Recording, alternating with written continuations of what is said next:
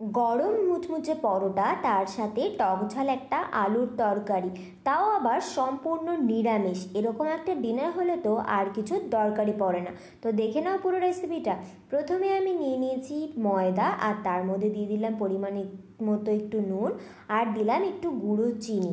এবার দিয়ে দেবো বেশ খানিকটা সাদা তেল, দিয়ে ময়দাটাকে ভালো করে ময়ম দেব। ময়দা ময়ম দেওয়ার ওপরে কিন্তু অনেকটা নির্ভর করে যে পরোটাটা কেমন খেতে হবে। তাই এই নুন, চিনির গুঁড়ো আর তেল দিয়ে বেশ খানিকক্ষণ সময় নিয়ে ময়দাটাকে ময়ম দিতে হবে। দেখো ভালো করে কিন্তু আমি হাত দিয়ে মেখে নিলাম। এবার এর মধ্যে আমি দিয়ে দেব জল। অল্প অল্প করে জল দিয়ে ময়দাটাকে ভালো করে মাখতে হবে। একবারে পুরোটা জল দিয়ে দেব না, তাহলে নরম হয়ে যেতে পারে। তাই অল্প অল্প করে জল দিচ্ছি আর ভালো করে ময়দাটাকে মেখে নিচ্ছি। এর সাথে যে আলুর তরকারিটা আমি করব, তার জন্য কিন্তু সিদ্ধ আলু প্রয়োজন, যেটা আমি আগে থেকেই করে রেখেছি।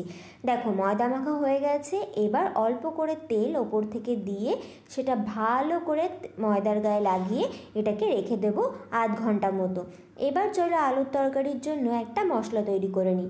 মশলা বলতে কিছুই না, দিয়ে দিয়েছি এর মধ্যে দুটো টমেটো, আর দিচ্ছি কয়েক টুকরো আদা, আর যতটা পরিমাণ তোমরা ঝাল খেতে চাও সেই পরিমাণ দিয়ে দেবে কাঁচা লঙ্কা।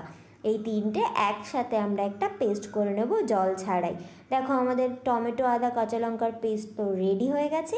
এবার চলো রান্না শুরু করা যাক। প্রথমেই কড়াইয়ের মধ্যে আমি দিয়ে দিলাম গোটা জিরে, গোটা ধনে, কয়েকটা গোলমরিচ আর দু তিনটে শুকনো লঙ্কা। এগুলো সব কিছু আমি শুকনো কড়াইতেই ভালো করে নাড়াচাড়া করে নামিয়ে গুঁড়ো করে নেব।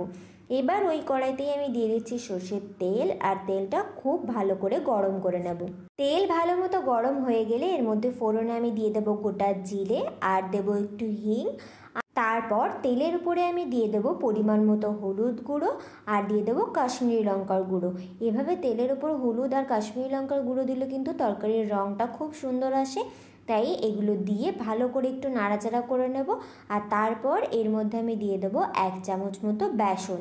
বেসনটা দিয়ে সেটাকেও ভালো করে নাড়াচাড়া করে মিশিয়ে নিতে হবে, যাতে কোনো দলা না থেকে যায়। এবার এর মধ্যে দিয়ে দেবো সেই টমেটো, আদা, কাঁচা লঙ্কার পেস্টটা, আর সেটাকেও খুব ভালো করে মশলার সাথে কষে নেব। মশলাটা কিন্তু ভালো করে কষতে হবে যতক্ষণ না পর্যন্ত মশলা থেকে তেল ছাড়ছে। দেখো সুন্দর তেল ছেড়ে গেছে মশলা থেকে। এবার এর মধ্যে আমরা যে ভাজা মশলাটা করে রেখেছিলাম সেটা দিয়ে দেব, আর দিয়ে দেবো স্বাদ মতো নুন, আর এর সাথে দিয়ে দেবো সামান্য একটু চিনি, যাতে টমেটোর টক ভাবটা ব্যালেন্স হয়ে যায়।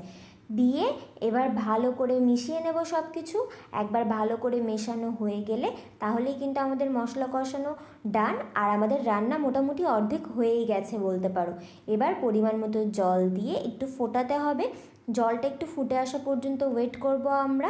দেখো আমাদের জল কিন্তু ফুটে গেছে। এবার এর মধ্যে আমরা যে আলুটা আগে থেকে সেদ্ধ করে রেখেছি সেটা এভাবে হাত দিয়ে ভেঙে নেব। হাত দিয়ে ভেঙে দিচ্ছি, কোনো শেপ দেওয়ার দরকার নেই। এইভাবে ভেঙে দিলেই কিন্তু এই তরকারির আসল টেস্টটা পাওয়া যায়। তাই তোমরা এইভাবে হাত দিয়ে ভেঙেই দিয়ে দিও। এবার একবার খুন্তি দিয়ে ভালো করে মিশিয়ে দেবো আমি সবটা। তারপর কিছুক্ষণ এটাকে ফুটতে দেব। তারপরেই কিন্তু আমাদের রান্না একেবারে কমপ্লিট হয়ে যাবে। যেহেতু আলু সিদ্ধ, তাই বেশিক্ষণ ফোটানোর কোনো দরকার নেই।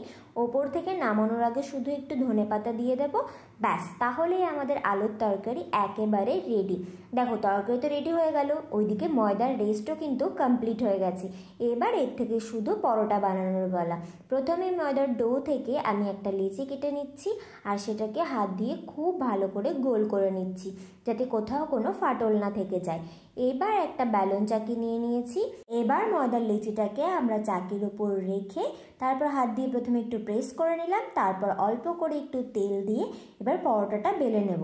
তোমরা যে যেমন শেপের পরোটা পছন্দ করো তেমন করে কিন্তু বেলতে পারো। আমি এখানে গোল পরোটাই করেছি, চাইলে তোমরা 3 কোণা বা 4 কোণা যেমন খুশি করতে পারো। দেখো আমাদের পরোটা বেলা হয়ে গেছে, আমি চারিদিকে সমান করে বেলে নিয়েছি। এইভাবে বেলে নিলেই হবে। এবার একটা তাওয়া গরম করে তার মধ্যে অল্প করে একটু তেল দিয়ে তেলটা সব জায়গায় ভালো করে ছড়িয়ে দিলাম। এবার তেলটা গরম হয়ে গেছে, এক একটা করে পরোটা আমি ছেড়ে দেব। প্রথমেই গ্যাসের ফ্লেমটা হাই করব না, একটু সময় নিয়ে এক পিঠ করে ভালো করে ভাজবো, যাতে কোথাও কাঁচা না থেকে যায়।